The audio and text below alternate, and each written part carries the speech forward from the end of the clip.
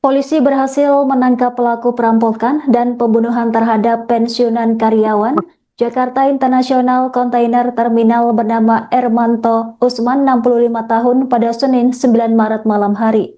Ermanto dan istrinya menjadi korban penganiayaan dalam aksi perampokan di kediamannya di kawasan Pondok Gede, Kota Bekasi, Jawa Barat.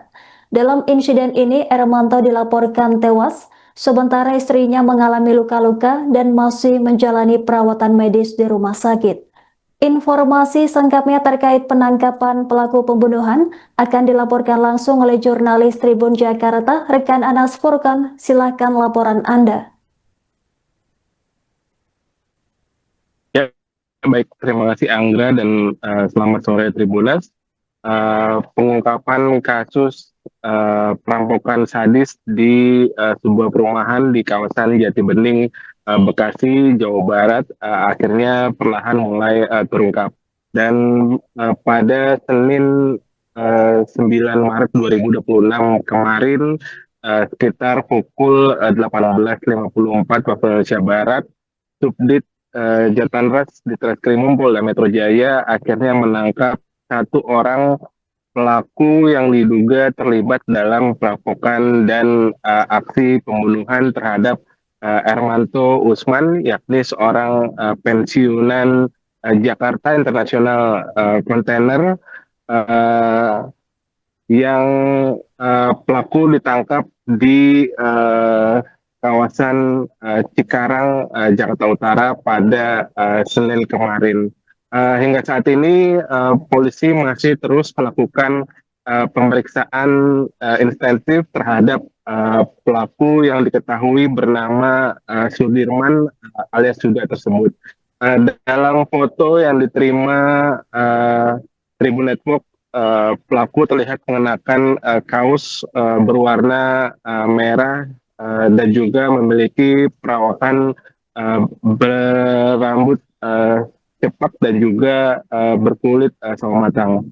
Hingga saat ini belum diketahui apakah ada pelaku lain yang terlibat dalam aksi perampokan sadis dan juga pembunuhan terhadap Ermanto Usman dan juga istrinya. Ermanto sendiri diketahui menjadi korban perampokan di kediamannya di kawasan Jati Bening, Bekasi, Jawa Barat. Perampokan ini terungkap setelah anak korban terbangun saat sahur, yang kemudian ia merasa curiga terkait kondisi yang ada di lantai satu rumahnya. Sebab saat itu ia mengaku tidak dibangunkan sahur oleh kedua orang tuanya seperti pada malam-malam sebelumnya. Anak korban kemudian turun ke lantai satu dan mendengar suara aneh di salah satu kamar, namun kamar tersebut tak bisa dibuka.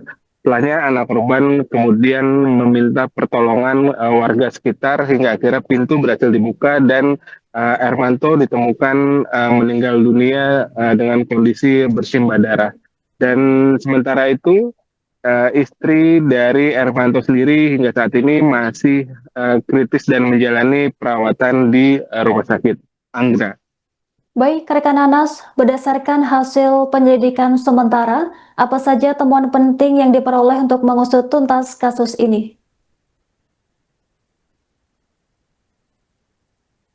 Ya, hingga saat ini Subdit Jatanras di Treskrimum Polda Metro Jaya masih melakukan pemeriksaan terhadap pelaku yang diketahui bernama Sudirman alias Yuda. Dan rencananya polisi atau Polda Metro Jaya akan melakukan konferensi pers terkait dengan pengungkapan kasus ini pada Rabu 11 Maret 2026 besok. Nanti akan disampaikan juga kronologi secara lengkap dan apa saja barang bukti yang ditemukan polisi di tempat kejadian perkara maupun saat melakukan penangkapan terhadap pelaku. Anggra. Baik, rekan Anas, kemudian bagaimana kondisi terkini istri korban yang sempat ditemukan dalam keadaan kritis akibat luka di bagian kepala? Ya, istri korban sendiri memang menjadi atau juga ikut dianiaya oleh pelaku perampokan yang salah satunya merupakan Sudirman Alex Suda. Dan dalam peristiwa tersebut istri korban mengalami luka serius di bagian kepala hingga harus dilarikan ke rumah sakit dan saat ini kondisinya masih kritis dan masih menjalani perawatan intensif di rumah sakit. Anggra. Baik, rekan Nanas, terima kasih atas laporan Anda. Selamat bertugas kembali.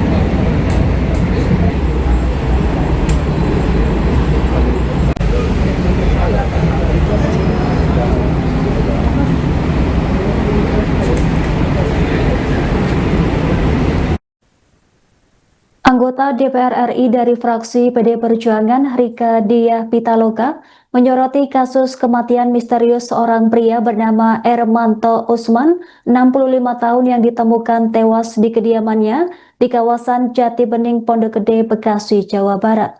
Politisi tersebut menilai kasus ini tidak bisa dipandang sebagai tindak kriminal biasa lantaran terdapat sejumlah kejanggalan.